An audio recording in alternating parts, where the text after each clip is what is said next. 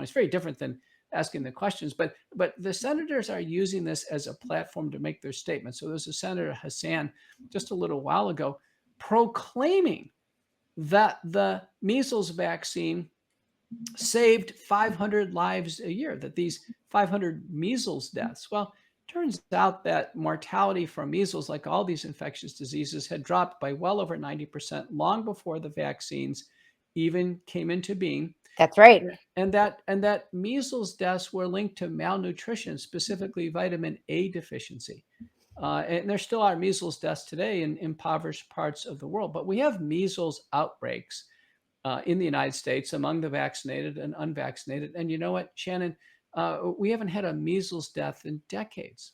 That was the source of some of the consternation and some of the more dramatic moments early on in the confirmation hearing of Bobby Kennedy Jr. from one of the senators. I forget his name. I don't have it in front of me, but he was losing his mind over the fact that Bobby Kennedy Jr. had questioned how deadly measles in general is, right? That it's not nearly as deadly as people think it is and as they portray it to be. And Dr. McCullough, this reminds me of all of the fear porn surrounding all of the viruses, right? I mean, here we go, rinse and repeat. This is another chapter in the same book of fear porn. Everything's going to get you. You walk out the door, triple mask, social distance, because something's going to jump onto you and kill you if you don't listen to the CDC and all of their recommendations. But can you give us a sense of measles? Let's talk about measles, because I have a feeling after this hearing, this is going to be one of the areas that the public at large, the general public, is going to glom onto, and they're going to say RFK Jr. is going to kill all the children because of measles.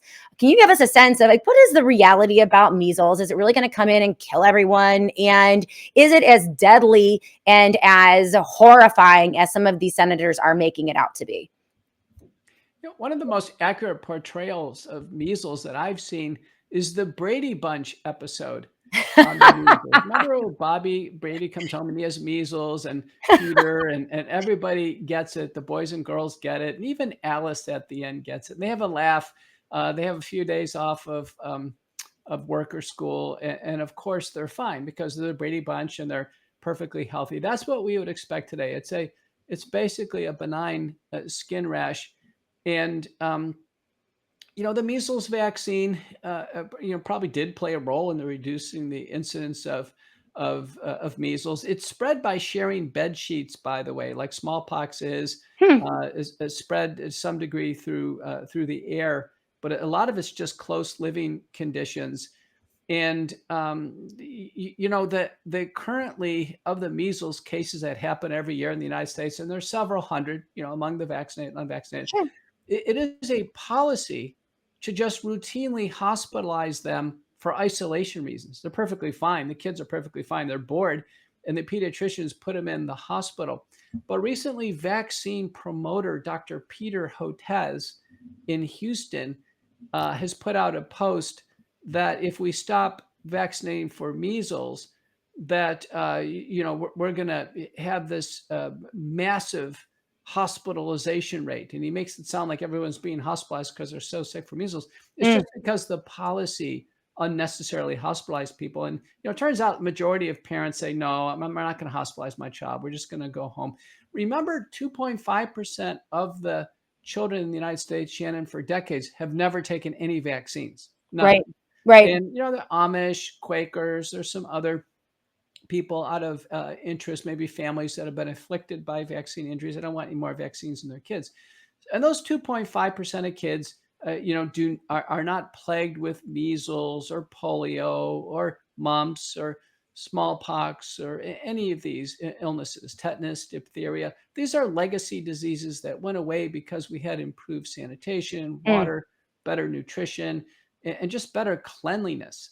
And so, we don't have to fear. Now, that number of families no longer taking vaccines or having their children take vaccines in early childhood is now up to 10%, and we're fine. That's amazing. That's amazing. Up to 10% Mhm. of families across the US opting out of the childhood vaccine schedule.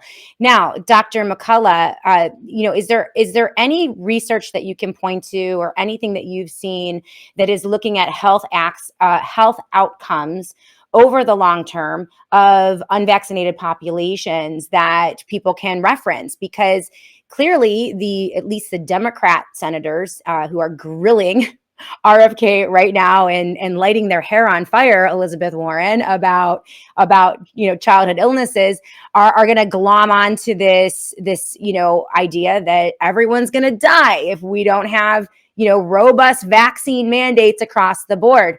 What have you been able to find that really compares an unvaccinated population with a vaccinated population in context of the childhood vaccine schedule? Mhm. Because we can go and talk about COVID in a minute, but in terms of that childhood vaccine schedule, have you seen anything that sticks out to you?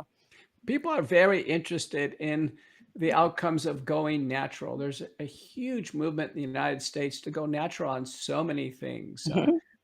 diet, natural childbirth, natural pregnancy, and of course, going natural, being free of vaccines, which are very unnatural, Yes. obviously, for a child or, by the way, by a pet to take vaccine shots.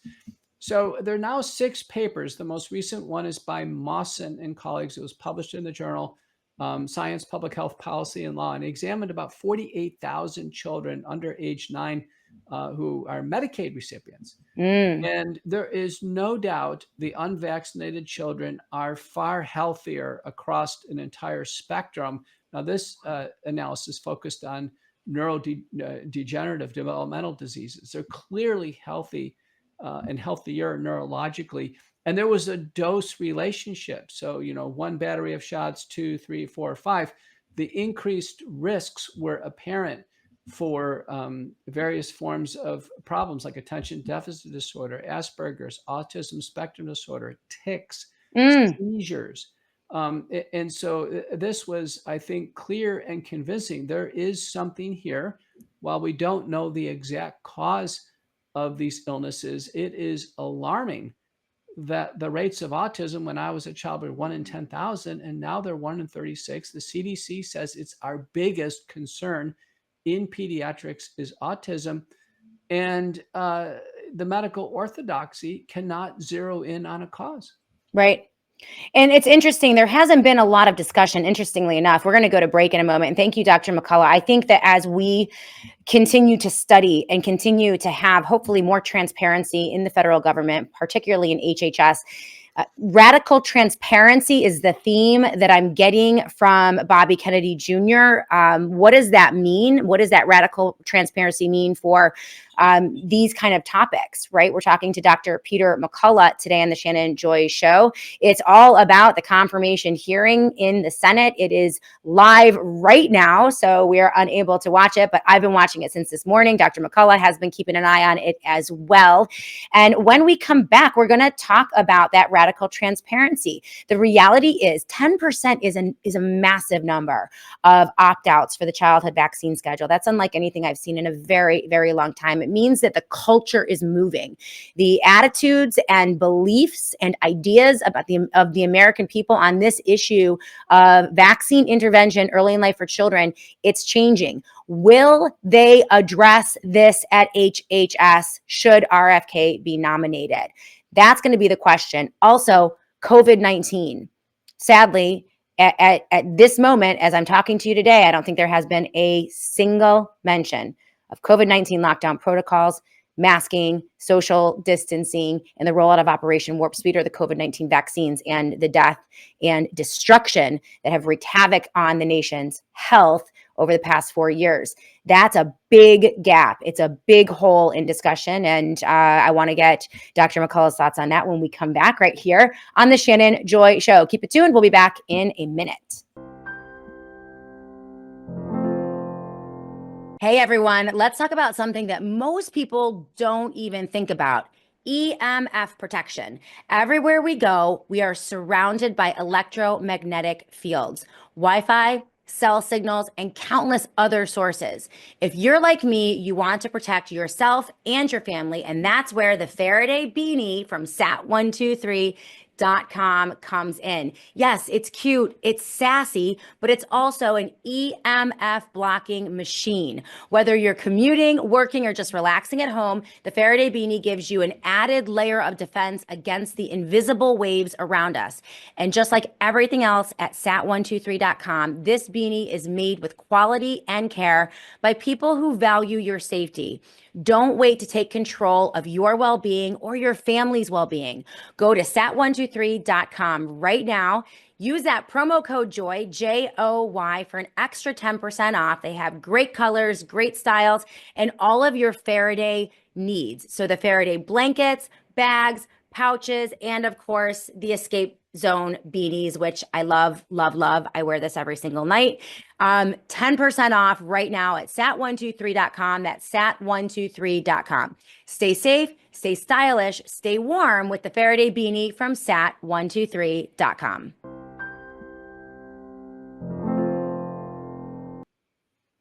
Welcome back, everyone, to the Shannon Joy Show. And I just love the Escape Zone line of Faraday products from our friends over at the Satellite Phone Store. So that Faraday beanie, number one, I love it. It blocks all of the waves. So microwaves, 4G, 5G, EMF, and so many people now are concerned about the impact of those waves on your health. But the other benefit of the Faraday pouches and the Faraday backpacks is that this basically erases you from the grid. So this is one of the Escape Zone Faraday pouches, and they have backpacks, bulletproof backpacks. They have cross-shoulder bags and just a whole host that fit all different types of devices. So your computer, your cell phone, but really what happens is you just drop your phone. So it has the Faraday material on the inside, and you drop your phone or your device into the pouch. And not only does it protect you from your device and anything that it's emitting, it also protects your device from an EMP attack, should there be one, and also from any type of government or corporate surveillance. So when your devices are in these pouches, they are not picked up by the grid, and you have ultimate privacy. There are so many benefits to the Faraday products, and they are all 10% off with the promo code JOY. So go to sat123.com/joy. That is sat123.com/joy. Everything 10% off with the promo code JOY. And also they're running a special on their satellite phones. So if you sign up for a year-long commitment with a phone package, you get the satellite phone for free, and you also get the bulletproof backpack with the Faraday pouches for free as a gift for the Shannon Joy audience. So sat123.com/joy. That's sat123.com/joy. Dr. Peter McCullough is with us in the Joy virtual studio. We are reacting in real time to the historic moment, right? Bobby Kennedy Jr., who has just been stalwart in his advocacy for informed consent, medical freedom, and pharmaceutical liability on particularly the issue of vaccines now being grilled, and quite rudely, by the way, by some of the members of the Senate. They're very rude and quite ignorant. I was very surprised at how stupid so many of these people are, Dr. McCullough, as I was watching the first couple hours of this. Let's talk about radical transparency, because that is a theme there. Bobby Kennedy goes in. HHS is a massive agency. It's a massive bureaucracy. There is going to only be so much that he can do. So we have to be focused on the things that we want him to do from an advocacy perspective, and push for that. And one of the themes that he mentioned was radical transparency, opening things up so that outside organizations can come in and really scrutinize so many elements of the mechanism, that governs health and the rollout of products in the United States of America. How do you understand radical transparency, and what do you hope that transparency will do to make it so that we have safer vaccines, vaccine choice, pharmaceutical liability, and having those protections removed from the pharma companies? All of the things that, as a medical freedom movement, we know must happen if we are to get anything beneficial from this appointment. That was a key part of this morning. Senator Ron Johnson, a hero in his own right, Yeah. um, showed America the results of more than 70 oversight letters that he has written to agencies, and he's gotten back completely redacted documents. The new way of redacting is they don't even show you what they're redacting. They just give blank pieces of paper. Unbelievable. Yeah, he showed that. And these are across the agencies that Kennedy will be in charge of under HHS. And Johnson asked Kennedy a pointed question. He said, "Will you stop this obstruction?" Now, the Mm. obstruction's very important because obstruction was mentioned in the reports. There's two key House reports. One on the pandemic response from a public health messaging perspective, and the other one is from the House Coronavirus Select Subcommittee. So they come Mhm. to Department of Energy and another one in oversight.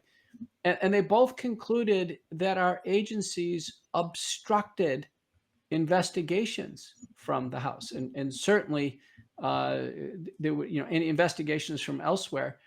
And so Kennedy's response to Johnson was important. He says, "I not only will be transparent, but I will be radically transparent." So the difference between transparent is when someone asks you for something, you give the information. Radically transparent means you proactively show it, you put it up there. Mhm. And what we needed with the COVID-19 vaccine debacle is we needed Pfizer's report on safety online immediately.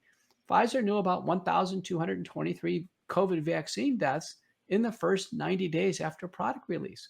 We should have seen that real time.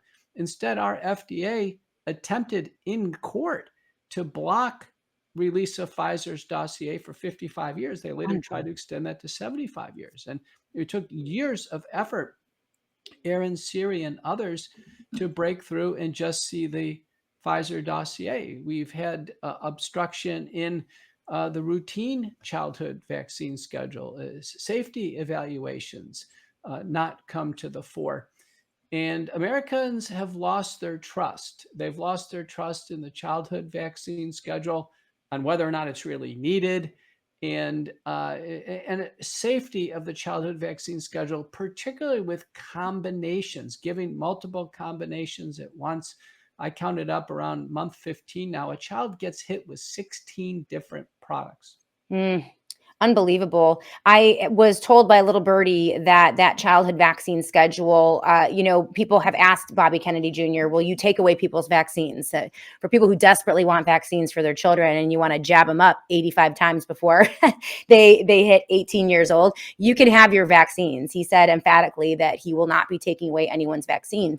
But I think the impact of radical transparency, if parents and physicians and pediatricians understood and were privy to information showing the risk profile of so many of the vaccines listed on the childhood recommended schedule by the CDC, they would make drastically different decisions. Also, if they aren't incentivized financially, to reach a certain threshold of percentage of vaccinated in their practices, that might change things as well. So I don't think, Dr. McCullough, we're going to see a direct attack necessarily on vaccines in general. And I think that's actually a good strategy. He was pretty emphatic about that. However, what are your thoughts on two issues that are very important to so many in the medical freedom community? And the first is the ban of mandates. In a handful of states, New York State included, California, and others, there are very stringent, absolutely ironclad mandates that every child must receive every vaccine on the childhood schedule as a condition of entering any school, public, private, parochial, Christian, preschool, you name it. And there are no medical exemptions. There are no religious exemptions. There are zero philosophical exemptions. And this has led to 26,000 students being kicked out of school in New York State alone because of those mandates.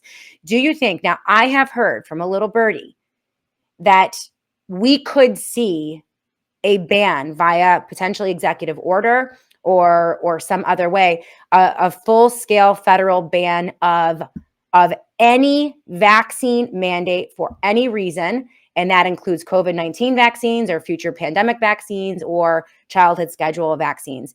Do you think that's a possibility? And what would be your response to that if it did happen? Yeah, mandates are not welcomed by the American people. American people want freedom of choice. When one is mandated to take a dangerous product like the COVID-19 vaccine, it gets to be so bad. Like in a state like Texas, we have a ban on COVID vaccine mandates. Right. I mean, we can never have somebody mandated to take a vaccine that's going to take their life. And that's private corporations too, right? It's Yeah, not just, yeah. so, I mean, that should tell you something, right? So with a movement to get rid of, and obviously if the states are very different. So if Texas has philosophical, religious, and medical exemptions, okay, and New York State has effectively none, and it's the Zero. same set of diseases, right? It's the same issues. We've got a problem here. And the problem is the diseases are the same, the public is the same. The difference is the mandates.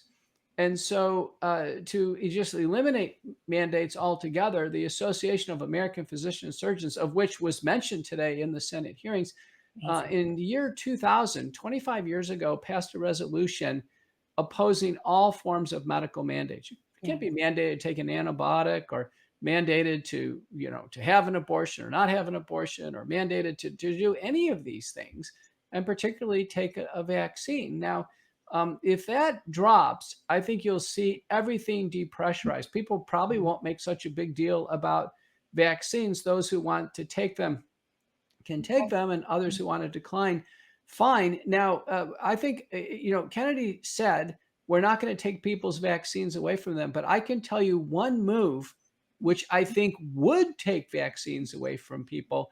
And that's going to be if the 1986 Vaccine Injury Compensation Act is rescinded. If the liability shield is dropped, Shannon, what's going to happen is companies are going to look at these products and say, are they really needed nowadays? Are they really medically necessary? Are they clinically indicated? Is it worth the company taking on the liability for these products? And you'd probably see some legacy products come off the market. The companies will say, listen, it's just not critical at this stage of, of human existence. And then the number of vaccines would really thin out. Can you tell the audience about that piece of legislation, the 1986 legislation that essentially it removed any financial liability or legal liability from pharmaceutical corporations in the narrow category of what are deemed vaccines, right? So essentially, they could roll out products, they could use the government or various types of government, state or federal level, to mandate the products that they rolled out. And then when those products inevitably, because no product is safe and effective for every person. Everything you put in your body, everything you inject in your body has a risk profile. Some are higher, some are lower. They impact people differently, but nothing can be deemed 100% safe in terms of pharmaceuticals. And so that removed that liability and gave them protection, which basically, I mean, for a corporation, that's a huge win because you don't have to deal with massive lawsuits. Is that your understanding of that legislation and subsequent legislation? Also, Dr. McCullough, what about executive orders and health emergencies where kind of everything gets thrown up in the air and they can do whatever they want to us? I mean, there was also liability protection that was afforded to people who were rolling out the countermeasures, the operation to combat COVID-19. And that gave some liabilities as well. Do you think there'll be any movement there? Well, first, let's take the National Vaccine Injury Compensation Act, 1986. Reagan is the president. Congress and HHS write this. And the context here is that Eli Lilly had made a cellular pertussis vaccine that was causing tremendous neurologic side effects in children, seizures and neurologic damage. And there were so many lawsuits that Lilly, essentially petitioned HHS and said, listen, we're going to pull our products off the market. We just can't sustain this degree of legal liability. We need Yeah. some protection. And that's where it came from. Let me tell you, the products have been refined, and I do believe vaccines have been safer over time. There's some good examples where I think the polio vaccine became safer, for instance, and others have become more safe. But what happens is if companies during product development see a preclinical signal for toxicity, but they know their product's going to be liability free, they go ahead and develop that product where normally they would kill it in development and say, listen, let's go back to the drawing board and come up with something safer. That's the reason why we need to have liability shield dropped, and companies need to face liability. They will inherently produce safer products. They'll compete in the marketplace on safety, and they should. In certain drugs, I'm a doctor, I prescribe drugs. Do you know some companies, they come out with products and their main advertising angle is the drug is safer than a competitor. And, Right. and then we use it as an improved safety profile. Yeah. Vaccine manufacturers should be able to compete based on safety. No one wants to take the product, vaccines away from people, but I think things will thin out. The childhood schedule should only be a recommendation that, a schedule that could be followed by a pediatrician, but no one should be mandated to take it. Now, good news, Shannon, when the COVID-19 vaccines were added to the routine childhood schedule, that's what made everybody just completely bristle. World Council for Health then issued a statement saying, listen, halt on all the childhood vaccines because we just can't do this. Right. Daniel O'Connor at Trial Site News has broken the story from a very good source that none of the states are enforcing COVID shots as part of the routine schedule to attend public school. And I think that's a very big story. So I think what a lot of parents are doing is just saying, listen, we'll get the routine shots, but no COVID shots. And the schools are okay with that. I can attest to that. If there is one state that would go after that and require students to get the COVID shot, it would be New York State. So if that was happening, I would know it, and my kids would be on the chopping block. So that is good news, Wow. Dr. Okay, McCullough. so it sounds like you're confirming that too. Yeah. So, that's absolutely terrific. Parents need to know that we have no assurances of safety of COVID vaccines whatsoever in children. And so, good news. Parents should definitely decline that one. Yes. Today we're talking to Dr. Peter McCullough, and I want to make sure I get you out of here at 12:50, Dr. McCullough, so that you have time to get to your next. So we have about 7 more minutes. We're going to skip the next break in order to go to this topic, which is, for me, one of the negatives of the coverage that I watched during the confirmation hearing of Robert Kennedy Jr., and that is essentially almost, and unless I'm wrong, if anyone has seen this line of questioning or this discussion point happen since I stopped watching a little while ago, let me know, throw it up on the live chat, or confirm what I'm going to say right now. But as of right now, I have not seen any discussion except for one side comment about COVID-19, the rollout of the disastrous COVID-19 shots, the pandemic response, the hospital kill protocols, the lockdowns, the forced masking, and everything terrible that happened to all of us over the 2-year course. It was really 2020 and 2021. The hundreds of thousands who were injured or impacted by the COVID-19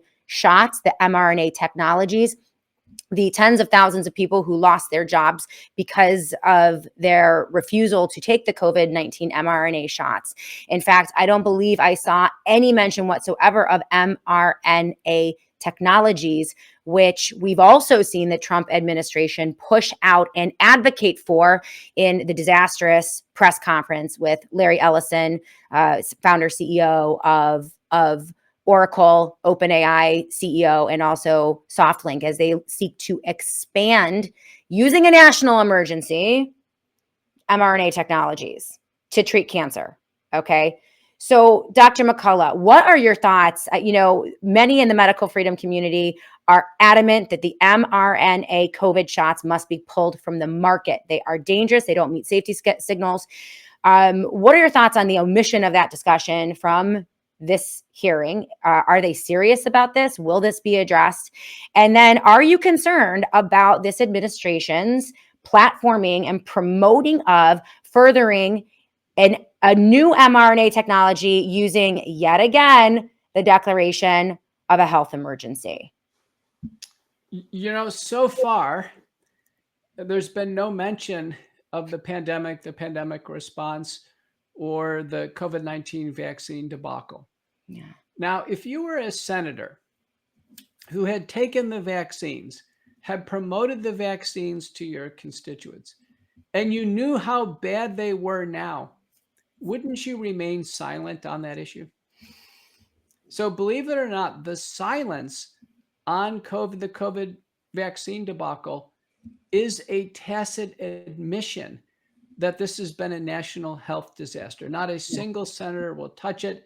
Even Ron Johnson doesn't need to touch it, because everybody in the room knows this is very, very powerful. And if anybody opens up their mouth on the COVID-19 vaccines, Kennedy is going to be like scorched earth. And that's the reason why they won't. It is just something they know. He will completely command the room. Anybody in our circles of health freedom, any doctor who had the wisdom not to take these shots and publicly speak out about it, would literally be scorched earth in that chamber. I guarantee they would never have me up on the stand and ask me a single question regarding these vaccines. Not a one. Well, this is part of my concern, though, Dr. McCullough. When you have, this Whitney Webb piece, and we'll go into it after I let Dr. McCullough go, about Jim O'Neill. Okay, as good as Bobby Kennedy is as bad as his number two is. We really have a schizophrenic situation here of appointments, because this guy has never met. He wants to inject Alzheimer's patients with aluminum. Okay. This guy is a nightmare. And so does that concern you? I understand your point. They're afraid to talk about it. They've taken the vaccines, but we've had a lot of people, especially in news media. Megyn Kelly is actually in the room right now reporting on this.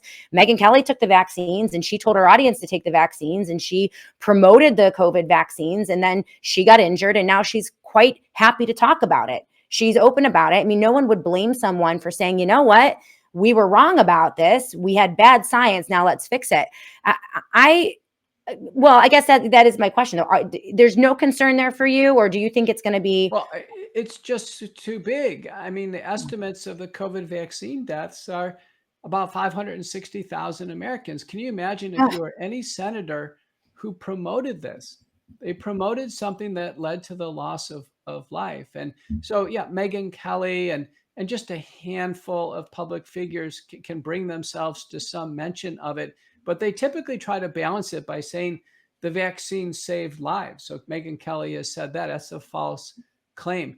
It's so big and it's so powerful. I think the fact that it's not brought up is a complete power play for Kennedy. Now, the issue of him and the other appointments is interesting. There is a clear boxing in of Kennedy, and not just on the vaccines. I don't know if you've seen some of the other appointments high up in HHS, but they've hired a woman who's an attorney, who's in the seed oil food pharma consortium. Right. Yeah. Oh yeah. The assistant secretary of physician. Matter of fact, all physicians so far nominated for positions all fully took the vaccine, stated the benefits of the vaccine. Some promoted the vaccine early, pretty heavy. Some may actually still advocate for the COVID-19 vaccines right now. It's almost as if it was a prerequisite, except for Kennedy. And I think Kennedy had a prearranged deal with Trump. Now, everybody else getting assignments, it's almost like a prereq to be vaccinated for COVID-19. So it's not going to be as easy as people think. This is why I've kind of tempered my audience's expectations. I think that much more needs to be done, and it's going to have to be done from the outside in, especially if we want a COVID reckoning, if we want the mRNA tech removed from the market and those shots banned, which I think that they should be. What do you think? I'm going to let you go. But how do we achieve that? If we're not going to get that through Bobby Kennedy, through his appointment at HHS, through the Trump administration, what should the medical freedom movement be focusing on? Where should we be focusing so that we can finally bring this truth to light? You know, the gaslighting has to stop. I'm sick of this gaslighting. Pretending like that democide didn't occur is infuriating to me, given the level of suffering that I saw firsthand from so many people, and I know you did as well. What do we need to do to keep pushing this forward and not let it die in obscurity or discussions about, you know, food and red food dye number, whatever, and the air and the water and everything else? What are your thoughts as we close out? You know, it is piecemeal across the country, but we have jurisdictions. We've had some county health departments and others. You can look to a paper just published in the Journal of Science, Public Health Policy and Law, McCullough Foundation, Nick Holscher, our epidemiologist, first author. We have gathered together every single medical society that has asked for the COVID-19 vaccines to be recalled. We've listed all of the lawmakers, all the public figures. We've cited now a dozen studies showing the vaccines lead to increased risk of death. It's in an evidence-based table there. So people say, well, you know, Shannon, that's just your viewpoint. You can say, you know, it's becoming now a growing consensus. Physician organizations like Council for Health and Association of American Physicians and Surgeons that are physician-driven, evidence-based, consensus forming organizations. So it's going to be piecemeal. This issue of messenger RNA vaccines, don't forget, it's not just COVID, but Moderna has a messenger RNA RSV vaccine that an adult could receive. Again, no assurances on safety. And you heard the recent Project Stargate presentation by Larry Ellison. You mentioned it. And Wellness Company, we're going to have a very good roundtable come out with an oncologist who's very fair balanced on this, showing that AI can be very useful in cancer care. Cancer care is very complicated, very information dense, can really help the field. AI can help the field probably in this complex area where we have surgery, we have small molecules, monoclonal antibodies, conventional chemotherapy, radiation. Is very, very complicated. AI can help, guide there, but AI is very unlikely to jump to a novel personalized messenger RNA vaccines. Now, Moderna is using a messenger RNA product in cancer care, and it's producing an array of tumor proteins that the body can detect. Now, it's an advanced metastatic melanoma, and it's used in toxic combination chemotherapy. So it's being used with Merck's Keytruda. And so it's possible that messenger RNA could be part of toxic combination, last line chemotherapy. But what Ellison did is he portrayed this, I think, as a panacea to the world. I actually had some of my friends tell me they were going to line up for Larry Ellison's shot. I mean, he literally was that convincing. And if we've learned anything, and hopefully the Trump and his team can learn, get qualified doctors out there to explain, not big tech salespeople. Right. And let the market decide. I think robust liability protection, or a robust liability for these manufacturers is very important. Thank you so much, Dr. Peter McCullough. Anything else you want everyone to know? Tell the audience where they can support you and find you and help your mission before I let you go. Go to McCullough Foundation, McCulloughFND.org, tax deductible donations. We're doing very well. Offices in Dallas now. Okay. Absolutely fantastic. Get Courageous Discourse Substack, sign up, get a free email every day. We've got coverage going on so many of these issues. Turn into my podcast, America Out Loud Talk Radio, McCullough Report and Pulse. You'll find that on the America Out Loud platform. And follow me on social media. Follow me and Shannon as we work to bring you the truth. Thank you so much for having me. You are just one of our all-time 100% favorites ever. We just adore you, Dr. McCullough. Thank you. Thank you so much. And you keep up that great work, okay? Okay. All right. All right, everyone.